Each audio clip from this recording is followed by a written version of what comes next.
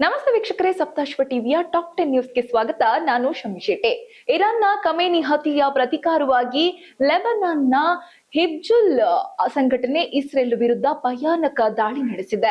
ಉತ್ತರ ಇಸ್ರೇಲ್ನಲ್ಲಿರುವ ಸ್ಥಳಗಳನ್ನು ಗುರಿಯಾಗಿಸಿಕೊಂಡು ಹಿಜ್ಬುಲ್ಲಾ 100 ರಾಕೆಟ್ಗಳನ್ನು ಹಾರಿಸಿದ್ದು, ಟೆಲ್ ಅವೀವ್ ಮತ್ತು ಜೆರುಸಲೇಂನಲ್ಲಿ ಭಾರಿ ಪ್ರಮಾಣದ ಸ್ಫೋಟಗಳು ಸಂಭವಿಸಿವೆ. ಸೈರನ್ಗಳು ಮೊಳಗಿದ ಪರಿಣಾಮ ಜನರಲ್ಲಿ ಆತಂಕದ ವಾತಾವರಣ ನಿರ್ಮಾಣವಾಗಿದೆ. ಕಳೆದ ಮಾರ್ಚ್ 2ರಿಂದ ಇಸ್ರೇಲ್ ಲೆಬನಾನ್ ಮೇಲೆ ಸರಣಿ ಕ್ಷಿಪಣಿ ದಾಳಿಗಳನ್ನು ನಡೆಸುತ್ತಿದ್ದು, ಈಗ ಇದರ ಬೆನ್ನಲ್ಲೇ ಹಿಜ್ಬುಲ್ಲಾ ಸಂಘಟನೆಯೂ ಕೂಡ ಈ ಪ್ರತೀಕಾರ ದಾಳಿ ನಡೆದಿದೆ.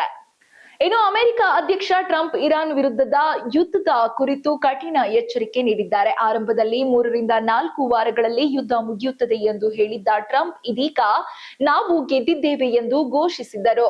ಯುದ್ಧ ಶೀಘ್ರದಲ್ಲೇ ಅಂತ್ಯಗೊಳ್ಳುವುದಿಲ್ಲ ಎಂದು ಸ್ಪಷ್ಟಪಡಿಸಿದ್ದಾರೆ. ಅಮೆರಿಕವು ನಿರ್ಣಾಯಕ ಮೂಲ ಸೌಕರ್ಯಗಳ ಮೇಲೆ ದಾಳಿ ಮಾಡದಿರುವುದು ಉದ್ದೇಶಪೂರ್ವಕ ಎಂದು ಅವರು ಹೇಳಿದ್ದಾರೆ. ಅವುಗಳ ಮೇಲೆ ದಾಳಿ ಮಾಡಿದರೆ ಆ ದೇಶವನ್ನ ಮತ್ತೆ ನಿರ್ಮಿಸಲು ಸಾಧ್ಯವಾಗುವುದಿಲ್ಲ ಎಂದು ಟ್ರಂಪ್ ಎಚ್ಚರಿಕೆ ನೀಡಿದ್ದಾರೆ. ಮತ್ತೊಂದೆಡೆ ಅಮೆರಿಕ ಸೇನೆ ಹಾರ್ಮುಜ್ ಜಲಸಂಧಿಯುದ್ದಕ್ಕೂ ಇರಾನ್ನ ನಾಗರಿಕ ಬಂದರುಗಳ ಮೇಲೆ ಸಂಭಾವ್ಯ ದಾಳಿಗಳ ಎಚ್ಚರಿಕೆ ಕೂಡ ನೀಡಿದೆ. ಇನ್ನು ಇಸ್ರೇಲ್ ಮೇಲೆ ಹಿಜ್ಬುಲ್ಲಾ 100 ರಾಕೆಟ್ ದಾಳಿ ನಡೆಸಿದ ಹಿನ್ನೆಲೆಯಲ್ಲಿ ಇಸ್ರೇಲ್ ಕೂಡ ತೀವ್ರ ಪ್ರತಿಕ್ರಿಯೆ ನೀಡಿದೆ. ಲೆಬನಾನ್ನ ರಾಜಧಾನಿ ಬೈರುತ್ ಮೇಲೆ ಇಸ್ರೇಲ್ ಯುದ್ಧ ವಿಮಾನಗಳು ಭೀಕರ ವಾಯುದಾಳಿ ನಡೆಸಿದ್ದು, ಹರೆತ್ ರೈಕ್ ಸೇರಿದಂತೆ ಸುತ್ತಮುತ್ತಲಿನ ಪ್ರದೇಶಗಳಲ್ಲಿ ಸ್ಫೋಟದ ದೃಶ್ಯಗಳು ಹೊಗೆಯಂತೆ ಕಾಣಿಸಿಕೊಂಡಿದೆ. ಜನರು ಬೆಚ್ಚಿಬಿದ್ದ ಪರಿಸ್ಥಿತಿ ನಿರ್ಮಾಣವಾಗಿದೆ. ಹಾಗೇನೆ ದಕ್ಷಿಣ ಲೆಬನಾನ್ನ ಬುರ್ಜ್ ಅಲ್ ಶಮಾಲಿ ಶಿಬಿರದ ಮೇಲೆ ಕೂಡ ದಾಳಿ ನಡೆದಿದೆ. ಇನ್ನು ಸುಮಾರು 8 ಜನರು ಇದರಿಂದ ಮೃತಪಟ್ಟಿದ್ದು, ಹಲವರು ಗಾಯಗೊಂಡಿದ್ದಾರೆ. ಕಳೆದ 10 ದಿನಗಳ ಯುದ್ಧದಲ್ಲಿ ಸಾವನ್ನಪ್ಪಿದವರ ಸಂಖ್ಯೆ ಈಗ 634ಕ್ಕೆ ಏರಿಕೆಯಾಗಿದೆ.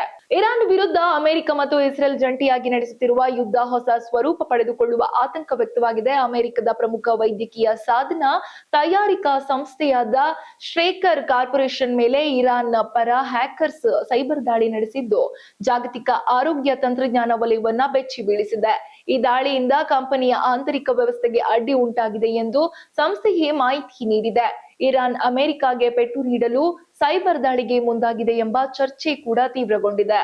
ಸಿಎಲ್ಪಿ ಸಭೆಯಲ್ಲಿ ಮತ್ತೆ ಅನುದಾನ ವಿಚಾರ ಪ್ರತಿಧ್ವನಿಸಿದೆ. ಶಾಸಕರು ತಲಾ 100 ಕೋಟಿ ರೂಪಾಯಿ ಅನುದಾನ ನೀಡುವಂತೆ ಸಿಎಂ ಸಿದ್ದರಾಮಯ್ಯ ಅವರ ಮುಂದೆ ಮನವಿ ಮಾಡಿದ್ದರು.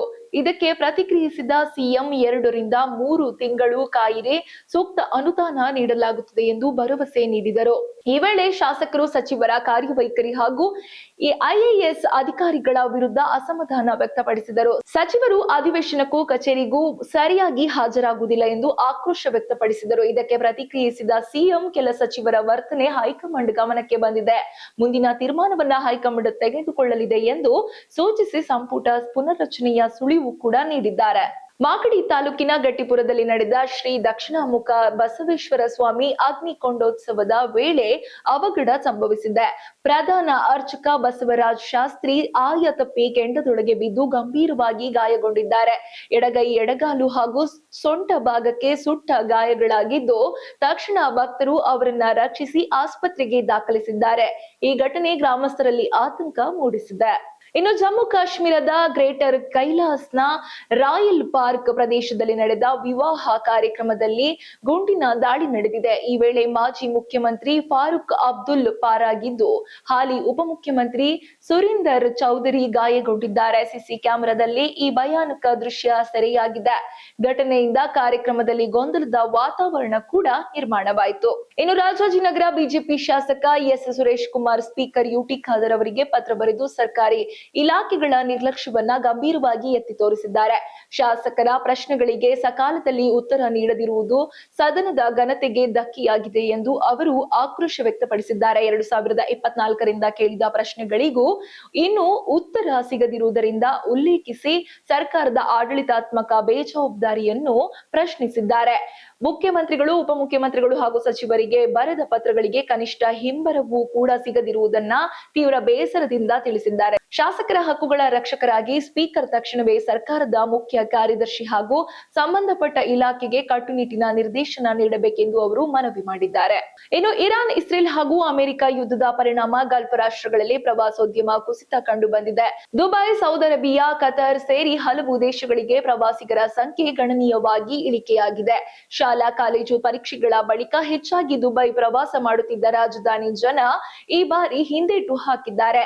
ರಂಜಾನ್ ಸಮಯದಲ್ಲಿ ಮೆಕ್ಕಾಗೆ ತೆರಳುತ್ತಿದ್ದವರು ಯುದ್ಧದ ಭೀತಿಯಿಂದ ಪ್ರಯಾಣ ಕೈಬಿಟ್ಟಿದ್ದಾರೆ. ಇದರಿಂದ ಟೂರ್ ಅಂಡ್ ಟ್ರಾವೆಲ್ಸ್ ಕ್ಷೇತ್ರದ ಮೇಲೆ ಕೂಡ ನೇರ ಪರಿಣಾಮ ಬೀರಿದ್ದು ಅಂತಾರಾಷ್ಟ್ರೀಯ ಟೂರಿಸ್ಟ್ ಏಜೆಂಟ್ಗಳಿಗೆ ಭಾರಿ ನಷ್ಟ ಉಂಟಾಗಿದೆ.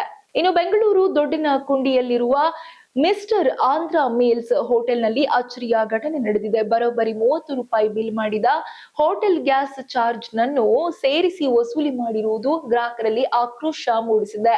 ಇತಿಹಾಸದಲ್ಲೇ ಇದೇ ಮೊದಲ ಹೋಟೆಲ್ ಗ್ಯಾಸ್ ಚಾರ್ಜ್ ವಿಧಿಸಿರುವ ಘಟನೆ ಎಂದು ಜನರು ಬೆಚ್ಚಿ ಬಿದ್ದಿದ್ದಾರೆ. ಇದು ಈ ಹೊತ್ತಿನ ಟಾಪ್ 10 ನ್ಯೂಸ್ಗಳು. ಇನ್ನಷ್ಟು ಸುದ್ದಿಗಳಿಗಾಗಿ ನೋಡ್ತಾ ಇರಿ ಸಪ್ತಾಶ್ವ ಟಿವಿ.